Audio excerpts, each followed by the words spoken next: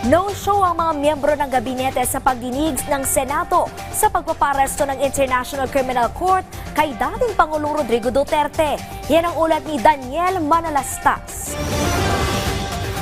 Sa liham kay Senate President Chis Escudero mula kay Executive Secretary Lucas Bersamin, iginitang executive privilege ay pwedeng i-apply sa pagdinig ng Senate Committee on Foreign Relations hinggil sa pagkakaaresto kay dating Pangulong Rodrigo Duterte.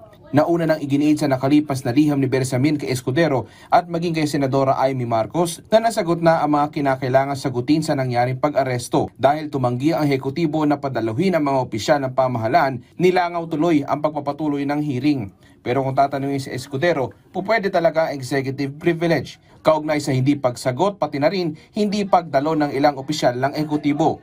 Dahil sa pag-invoke ng executive privilege na sang-ayon sa mga naging desisyon ng Korte Suprema, ay minabuti ko na ito'y i-refer sa legal ng Senado para sa gayon ay matiyak na ang aming gagawing hakbang ay hindi makakadagdag ng gulo at hindi maglilikha ng constitutional crisis. Nagpatuloy pa rin ang pagdinig ng komite ni Senator Marcos kahit walang dumalong opisyal.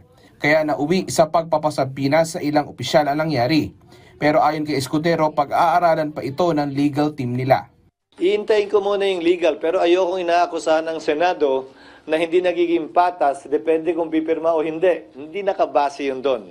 Gagawin ko pa rin palagi kung anong tama at naayon sa batas. Sa pagdinig naman, pinangalanan ni Senadora Marcos ang ilang tauhan ng ICC na pumasok umano sa bansa. Si Maya Destura Bracken, dumating noong October 4, 2024. Andito din yung protection expert para ipagtanggol ang mga testigo.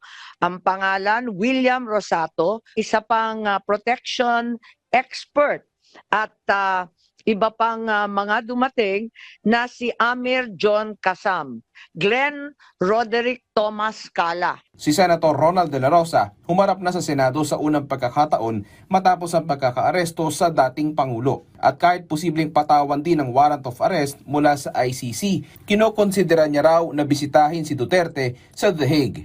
Daniel Manalastas para sa Pambansang TV sa Bagong Pilipinas.